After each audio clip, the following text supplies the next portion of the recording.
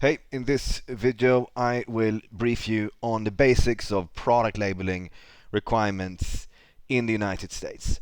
So we start with country of origin, then we've got textiles labeling, CPSIA, FCC and other labels you should know of if you're importing or manufacturing products in the US. So first we have the country of origin, made in China, made in India, made in the US, made anywhere.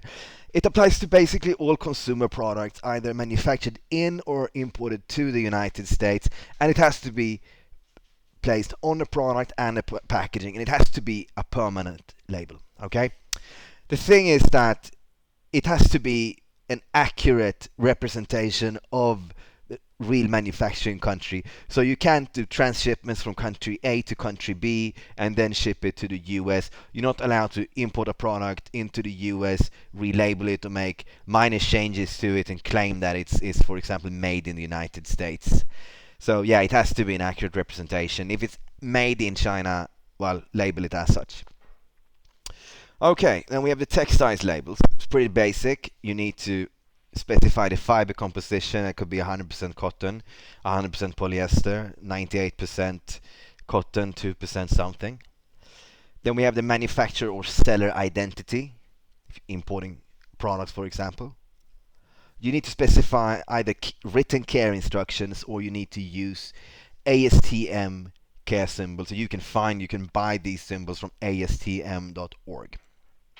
But you're not allowed to use the European type, for example. You need to specifically use the ASTM ones if you decide to use care symbols, what you see down here. I'm not sure if these are actually ASTM, rather than care instructions. Okay. It has to be in English. You can have additional languages if you want, but English is mandatory. And it has to be a permanent label, meaning that it should be, say, a nylon patch or it should be printed, but it has to be permanent, so a sticker is not enough. Alright, then we have CPSIA, and CPSIA is a regulation that, well, it covers all children's products, okay? And you need to have a permanent CPSIA tracking label on the product, okay? So first we have manufacturer and importer identity, that's a company name. Then we have the batch ID, and that's definitely the most important part of it. And the batch ID is used to track the product, okay? So here we have the SKU, we could call that ABC. Then we have the manufacturing date, or at least when you submitted a purchase order, so you can track down the product to a specific batch. So in this case it would be June 2020, an order you placed in June 2020. You need to identify the production facility, in this case GZ1. I'm referring to Guangzhou 1. And doesn't have to be your factory, obviously. If you're buying from a supplier, likely in China or elsewhere in Asia, then you just need to come up with something so you can accurately identify which production facility, even if you're just buying from one supplier, and country, okay? So it has to also have the country. And I use the ISO term, which for China is CN or VN for Vietnam, or there's a bunch of them you can find on Wikipedia. Now, the CPSC, they don't require that you use this specific format. It's just an example, but the tracking in the CPSIA tracking label, the purpose of this is that you should be able to track a product. If something goes wrong, then you need to be able to quickly identify and contact buyers of this product and manage a recall. Okay, that's what it's all about. Production date and location.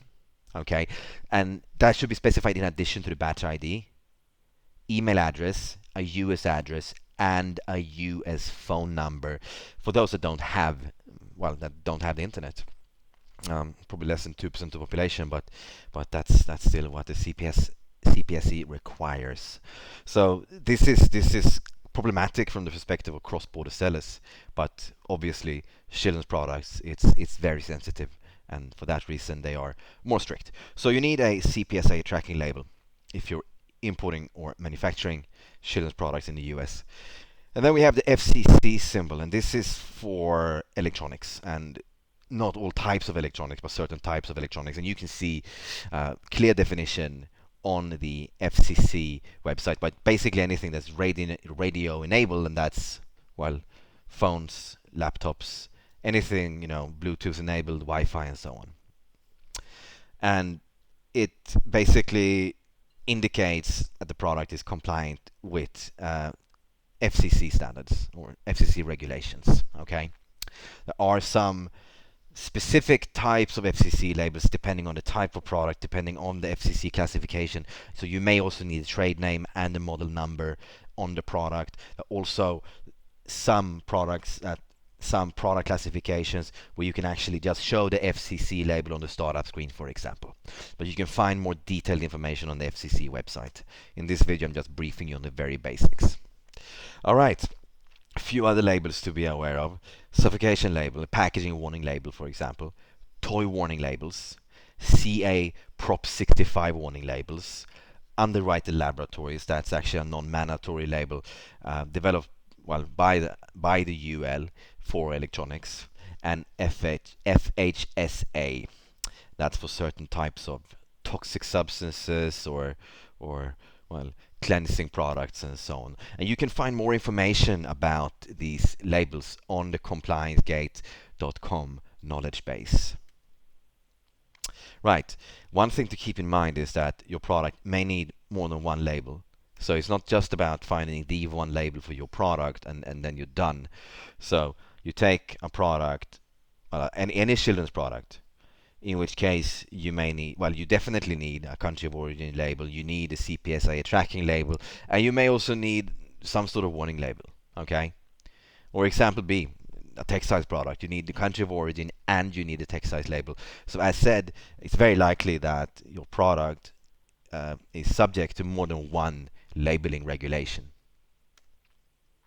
All right, so breakdown of the compliance process, at least when it comes to labeling. So the first step is to identify which labeling requirements apply to the product and the packaging for your product.